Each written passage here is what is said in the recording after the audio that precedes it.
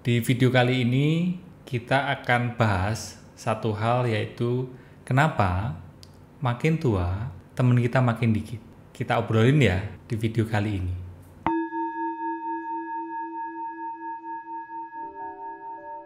Ini buat teman-teman yang belum kenal saya, kenalin, saya Aji Santoso Putro dan selamat datang di Muda Rasa ya. Jadi video yang ngobrol santai, ngomongin bahas tentang ya sebatas yang saya tahu, sebatas yang saya alami seputar kesehatan mental, pemulihan batin, dan hidup berkesadaran. Nah, kembali ke kenapa makin tua teman kita makin dikit. Kalau saya loh ya, saya itu termasuk orang yang nggak tahu kenapa saya sadar sejak dulu teman saya itu sedikit. Nggak tahu kalau teman-teman gimana? Boleh tulis di komen ya. Apakah kamu termasuk seperti saya yang sadar bahwa saya rasa saya itu nggak punya banyak teman. Ya setidaknya nggak sebanyak teman-teman saya yang saya lihat atau saudara saya yang saya lihat itu mereka punya teman yang lebih banyak dibandingkan saya. Ya ini bukan benar atau salah atau apakah teman sedikit seperti yang saya alami ini keliru? Ya belum tentu juga. Apakah teman banyak pasti bahagia? Ya belum tentu juga gitu. Tapi kalau saya sendiri saya merasa teman saya itu nggak banyak. Mungkin ini juga karena jalan hidup saya ya. Jadi di Solo saya lahir, lalu sekolah di Solo sampai SMA, lalu mesti merantau kuliah di Jogja, jadi mesti pindah kota. Setelah saya lulus kuliah di Jogja, saya beberapa tahun, cukup lama sih tinggal di Jogja. Ya di situ saya ada teman.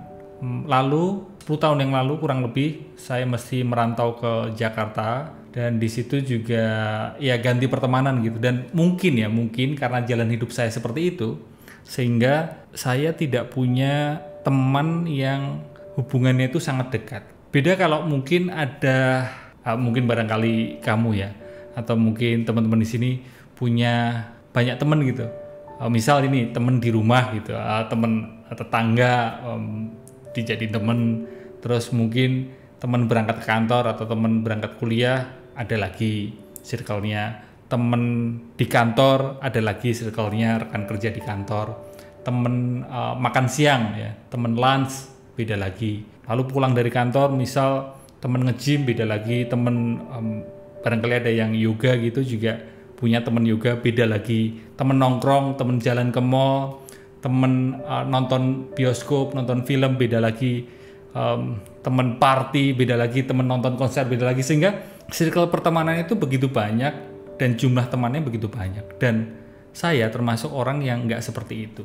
Sebatas yang saya lihat, sebatas yang saya pelajari, kultur timur ya, saya lihat kultur di sini juga di sekitar saya menganggap bahwa banyak temen itu keren.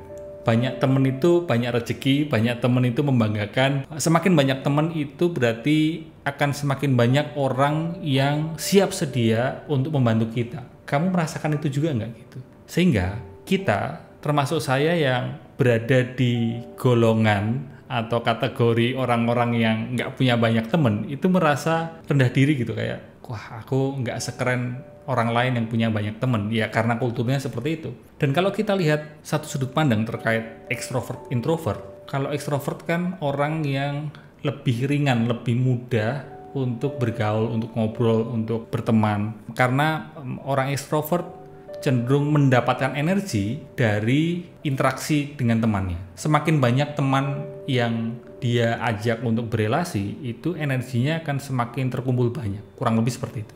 Sedangkan kalau introvert, dan saya cenderung introvert, ketika saya berada di interaksi semakin banyak teman, semakin banyak orang, energi saya malah semakin terkuras, semakin capek. Untuk charge energi saya mesti menyepi ya sendirian, membatasi relasi dengan banyak teman gitu, mengurangi relasi dengan orang. Kalau kamu seperti apa? Mungkin kamu bisa juga tulis di komen apakah kamu termasuk orang yang dapat energinya itu dari ketemu teman, semakin banyak teman, semakin banyak energi yang kamu dapatkan, atau malah sebaliknya seperti saya, semakin banyak ketemu teman, semakin banyak energi yang terkuras. Nah, seiring berjalannya waktu, semakin bertambahnya usia, maka kita akan merasa bersama, cenderung pada umumnya pertemanan itu menjauh dan bubar gerak dengan sendiri-sendirinya gitu ya.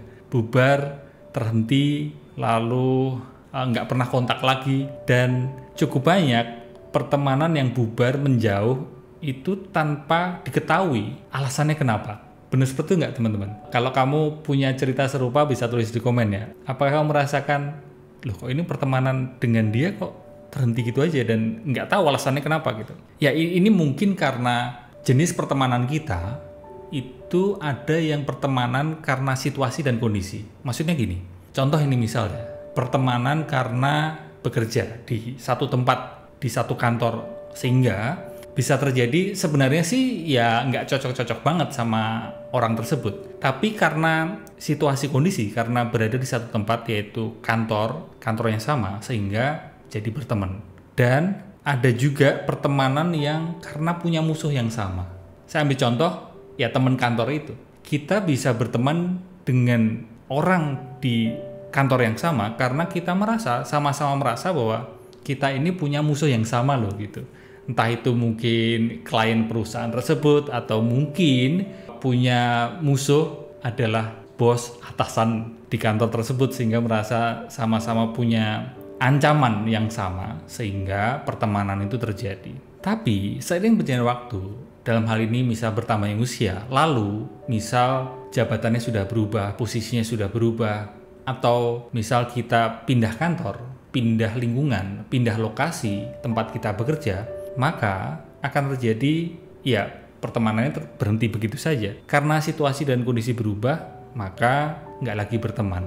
Nah, itu mungkin sebagai awal ya, ngobrolin tentang kenapa makin tua teman kita makin dikit. Nah, saya ingin memberikan 4 atau sampai 5 hal yang saya rasa menjadi jawaban kenapa kok makin tua teman kita makin sedikit. Pertama adalah bertambahnya waktu, bertambahnya usia bikin prioritas kita berubah. Bener nggak seperti itu ya? Karena dulu mungkin prioritasnya ABC gitu.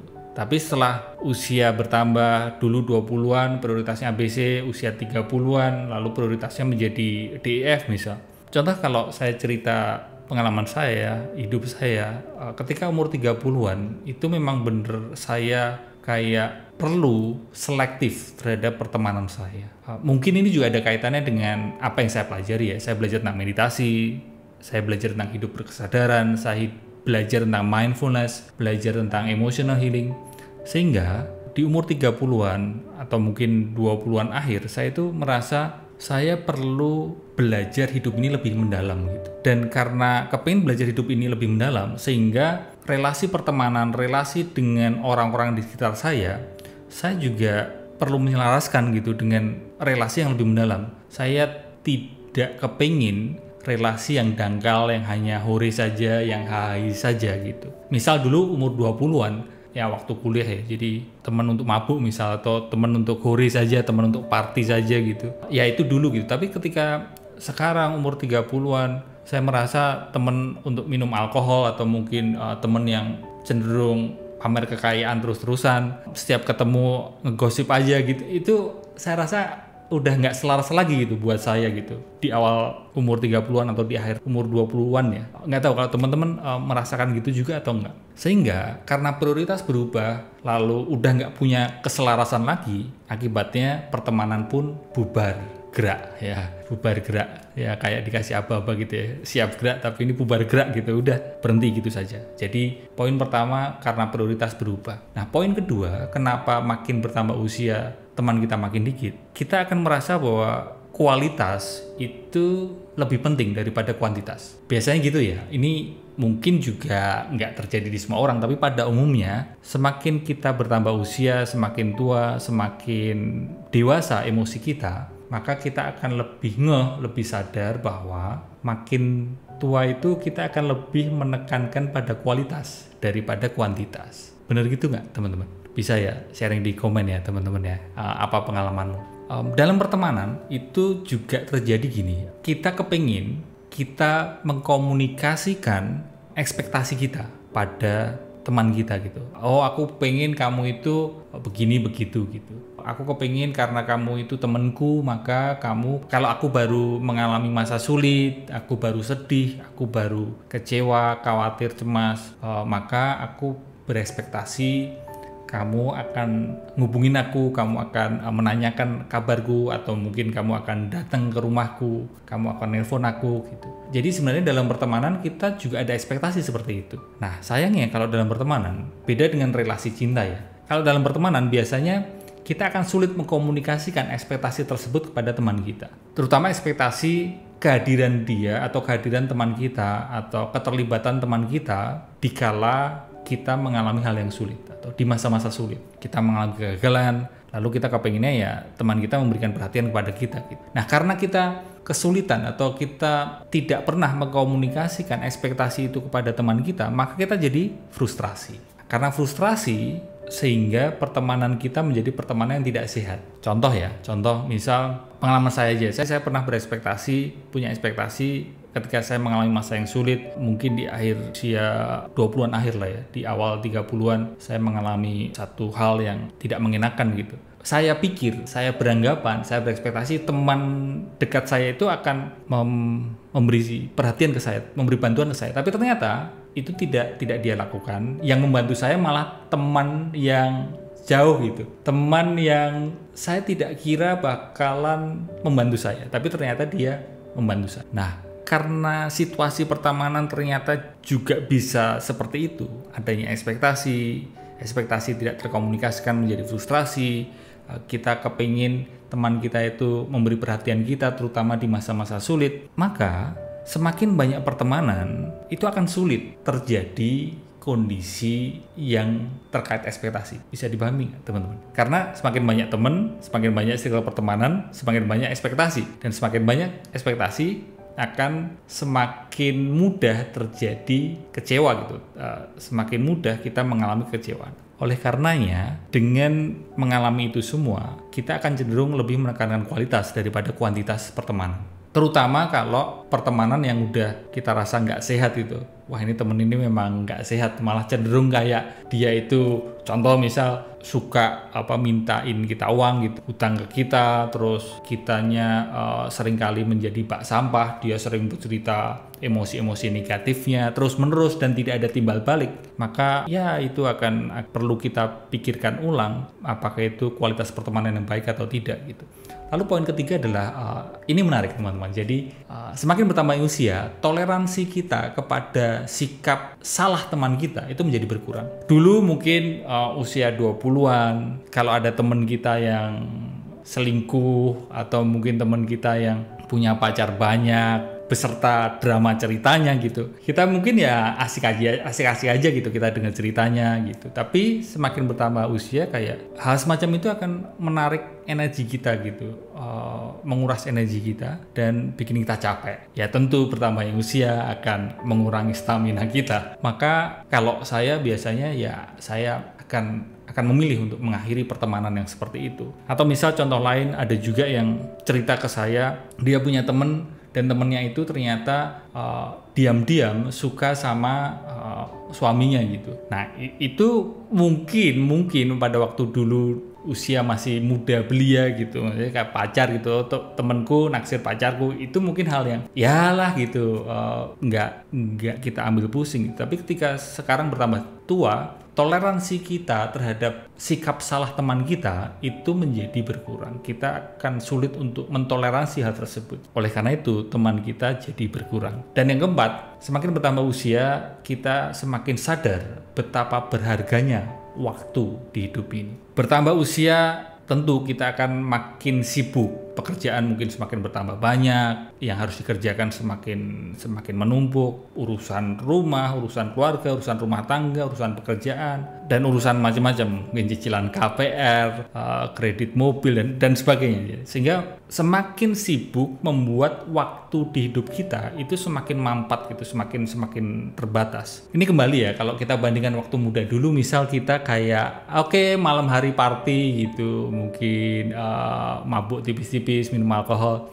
Lalu paginya mungkin partinya sampai jam 3 pagi, 4 pagi gitu. Paginya jam 8 pagi atau bahkan jam 7 pagi bisa bangun untuk kuliah gitu. Ya siangnya nggak ngantuk, sorenya masih bisa nongkrong muri sama teman-teman, nongkrong di mall, jalan di mall, malam harinya party lagi gitu. Ya itu cerita muda dulu. Tapi kalau sekarang semakin bertambah usia, ya tentu itu akan berkurang gitu. Semakin tua kita akan sadar betapa berharganya waktu di hidup ini. Oleh karena itu, perlu adanya prioritas. Kita perlu selektif, termasuk prioritas dan selektif dalam pertemanan. Dan terakhir, ini juga penting teman-teman. Kenapa semakin bertambah usia teman kita makin dikit? Karena sebaiknya semakin bertambah usia, kita semakin mengenal diri sendiri. Dan ketika kita mengenal diri sendiri, semakin kita mengenal diri sendiri, kita akan tidak mudah tergantung pada omongan orang lain. Kamu ngalamin gitu juga nggak? Jadi kalau kita semakin tidak mengenal diri sendiri, kita akan semakin mudah terganggu oleh omongan orang lain. Resikonya ketika kita tidak tergantung pada omongan orang, pertemanan kita menjadi mengecil. Pertemanan kita lebih mengecil, tapi pertemanan kita kualitasnya lebih mendalam. Ya ini tidak semudah apa yang saya omongkan. Kenapa? Karena cukup sering kita manusia ini, permasalahan besarnya adalah seringkali kita itu mencari cinta, mencari validasi, mencari perhatian, mencari kasih sayang, mencari pengakuan itu dari luar diri kita. Salah satunya adalah dari teman kita. Dan itulah yang membuat hidup ini menjadi rumit. Makanya disarankan pelan-perlahan kita belajar berteman dengan diri sendiri. Berteman dengan diri sendiri, kita jadi berkurang berharap pada orang lain, kita jadi tidak berlebihan berekspektasi pada orang lain, termasuk kita jadi berkurang pula berekspektasi pada orang lain untuk melengkapi hidup kita. Karena kalau kita tidak berteman dengan diri sendiri, kita tidak bisa nyaman dengan ketidaknyamanan emosi kita tidak pernah meluangkan waktu untuk duduk sendirian, menemui diri kita sendiri, maka kita seringkali terjebak dalam ekspektasi yang tidak tepat, yaitu ekspektasi berharap orang lain itu, termasuk teman ya, itu bisa melengkapi diri kita, bisa melengkapi hidup kita gitu. Padahal iya tidak seperti itu, karena kita perlu sadar bahwa yang kita butuhkan adalah berteman dengan diri sendiri supaya hidup kita, diri kita menjadi utuh gitu.